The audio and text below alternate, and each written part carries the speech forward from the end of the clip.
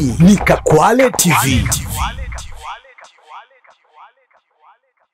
Watendaji wa halmashauri ya manispaa ya Sumbawanga ngazi ya kata, mtaa, vijiji pamoja na wahudumu wa vituo vya afya na zahanati wamepatiwa mafunzo ya matumizi ya mfumo wa FAMSI, mafunzo yanayolenga kuimarisha ukusanyaji wa mapato na matumizi na ufuatiliaji wa mapato ya fedha za serikali kwa njia ya mfumo rasmi na wa kidijitali. Tumepokea mafunzo ya mfumo wa FAMSI. Tunaishukuru serikali yetu kwa kutupa mafunzo haya kwa sababu yatatupa tija katika utendaji wa kazi. Kwanza itaturahisishia kwenye kufanya kazi. Awali tulikuwa tunapata changamoto kwenye ukusanyaji wa mapato kupitia vitabu. Kwanza ni vishawishi. Unashika pesa, unakusanya pesa nyingi, lakini wakati huo ilikuwa inahitajika ukaiweke benki au ulete kwa mwajiri. Lakini pesa ni kishawishi. Ilikuwa una uwezo ukatumia ukiamini kwamba nitarepress, lakini baadaye imetuletea changamoto kubwa na watu wameweza kufungwa na kufukuzwa kazi. Tunaenda kunufaika na mfumo.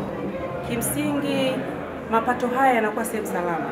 Kwa hiyo mfumo huu unatuelekeza kutumia teknolojia hii ili tuwe salama zaidi.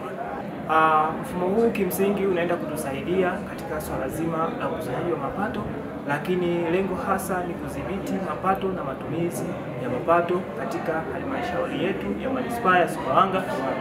Pia mfumo huu utaenda kusaidia kuongeza utawala bora, maana kwamba utaenda kutuongezea katika swala zima la ukweli na uwazi wa mapato ambayo yanapatikana katika mitaa na sekta mbalimbali ambazo zinakusanya mapato.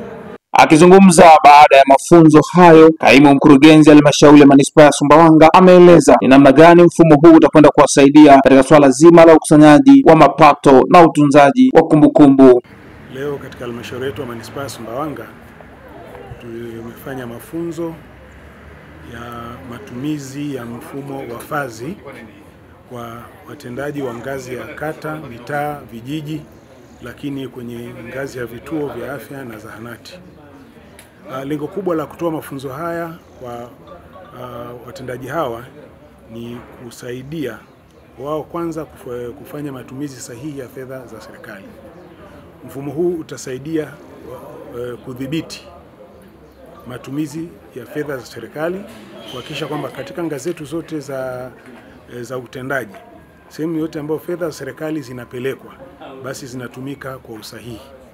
Mfumo huu utasaidia kuondoa kabisa upotevu wa fedha za serikali kwa kuzingatia mapato na matumizi ya serikali.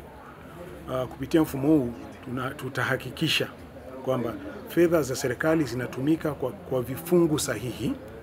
Ili kuwa wa kwanza kupata habari, matukio, michezo na burudani kila siku kutoka Kakwale TV, bofya neno subscribe kisha alama ya kengele. Usikose.